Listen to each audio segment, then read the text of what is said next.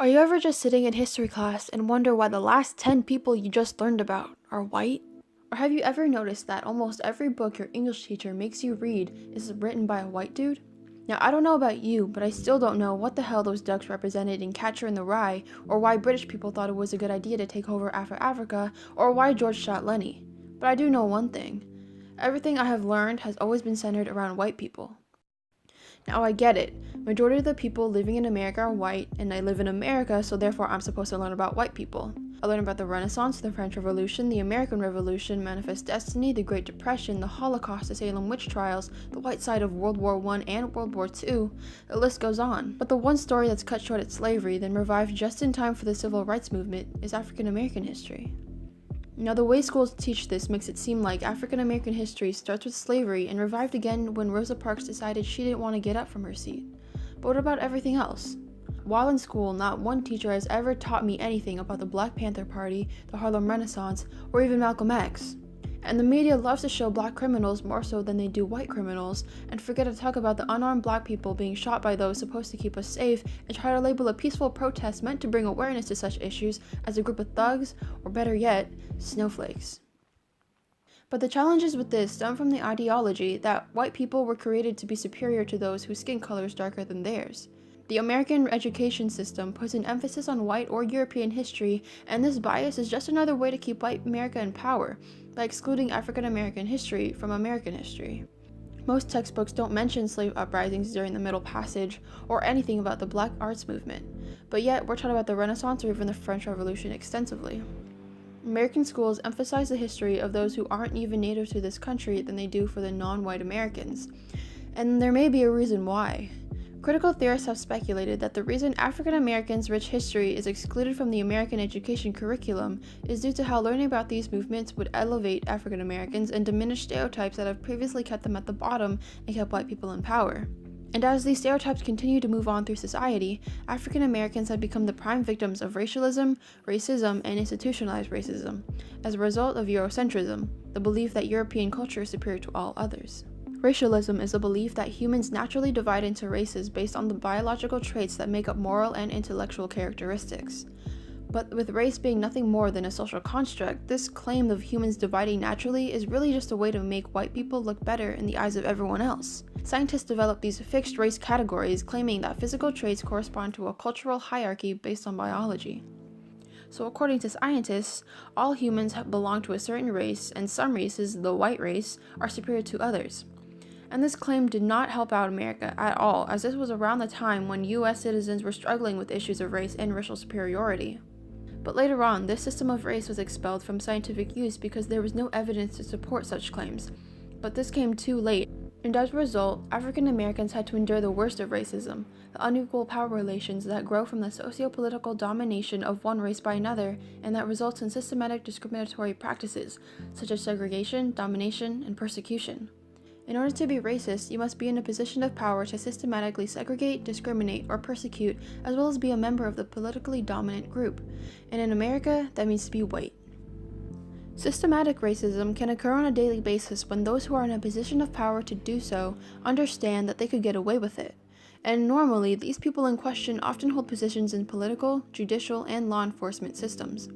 And this leads to institutionalized racism, which refers to the incorporation of racist policies and practices in the institutions by which a society operates, like in education, federal, state, and local governments. A prime example of this is within laws regarding drug possession. The possession of 28 grams of crack cocaine, which is used more among Black Americans, will automatically trigger a 5-year mandatory prison sentence. And it would take 500 grams of powder cocaine, which is used more among white Americans, to trigger the same sentence.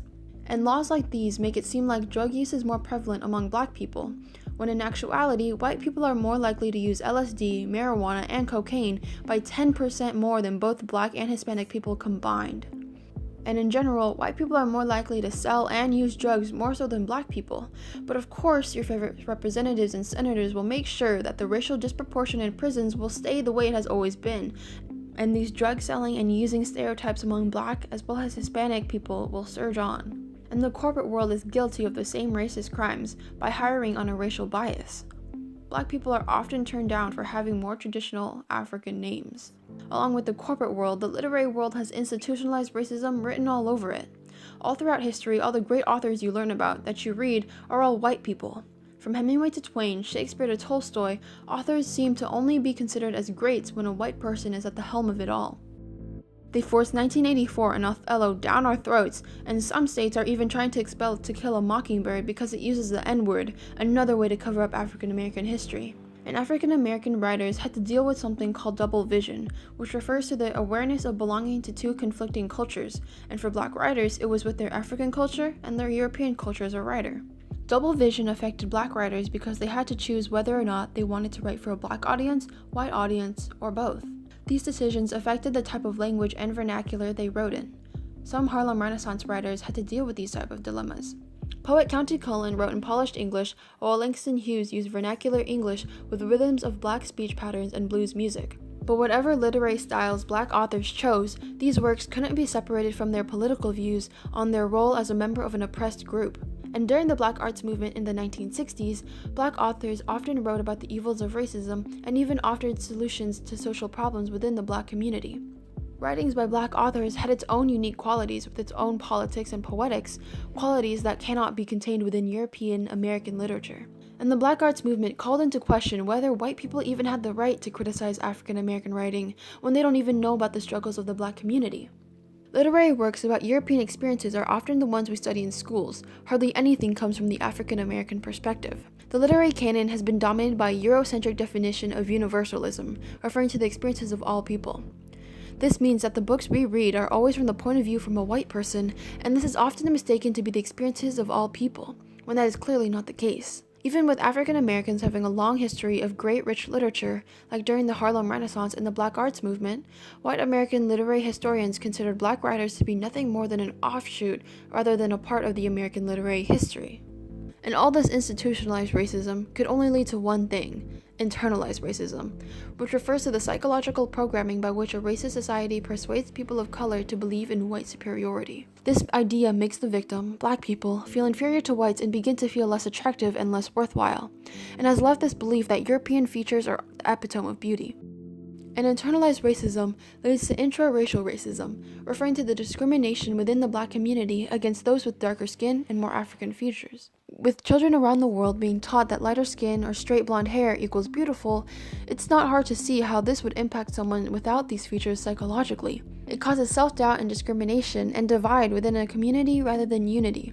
Today, racism has become less visible as it was back then and practiced in sly ways to avoid legal prosecution. These practices have flourished in a way that only its victims would know it well.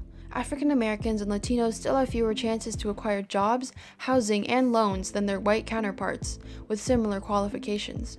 And the prison population is still widely African Americans, while top jobs like chief executive, surgeons, and university presidents are all largely held by white people. And Black families have on average about 1/10 of the assets than their white counterparts. Racism has largely been ignored by white people who take their privileges for granted and tell those who don't enjoy the same privileges to work hard for it, when they never really had to. The only way to achieve a somewhat equal society, those who are in power, white people, need to stop playing the victim and worry less about their power and more about the people who are paying the price for their selfishness.